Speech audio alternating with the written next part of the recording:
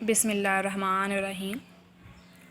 ہرن کی رفتار تقریباً 90 کلومیٹر فی گھنٹہ ہوتی ہے، جبکہ شیر کی زیادہ سے زیادہ رفتار 58 کلومیٹر فی گھنٹہ ہے۔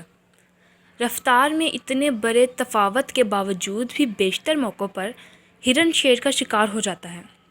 کیا آپ جاننا چاہتے ہیں کہ کیوں؟ کیونکہ جب بھی شیر کو دیکھ کر جان بچانے کے لیے ہرن بھاگتا ہے تو اس کے دل میں پکا یقین ہوتا ہے کہ شیر نے اسے اب ہرگز نہیں چھوڑنا۔ وہ شیر کے مقابلے میں کمزور اور ناتواں ہے اور اس سے بچ کر نہیں نکل سکتا۔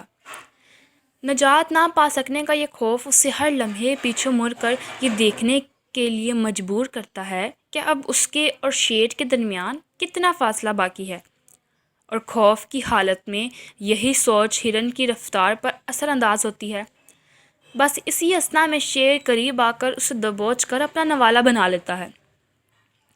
اگر ہرن پیچھے مڑ مڑ کر دیکھنے کی اپنی اس عادت پر قابو پا لے تو کبھی بھی شیر کا شکار نہیں بن پائے گا، اور اگر ہرن کو اپنی اس صلاحیت پر یقین آ جائے کہ اس کی قوت اس کی برق رفتاری میں چھپی ہوئی ہے، بالکل ایسے ہی جیسے شیر کی قوت اس کے حجم اور طاقت میں چھپی ہوئی ہے، تو وہ ہمیشہ شیر سے نجات پا لیا کرے گا۔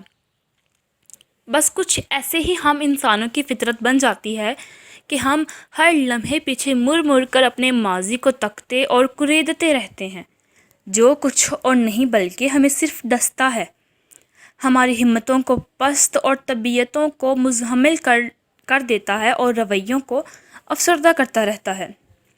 اور کتنے ہی ایسے پیچھے کرتے ہمارے وہم اور خوف ہیں جو ہمیں ناکامیوں کا نوالا بناتے رہتے ہیں، اور کتنی ہی ہماری ایسی اندرونی مایوسیاں ہیں جو ہم سے زندہ رہنے کا حوصلہ تک چھینتی رہتی ہیں۔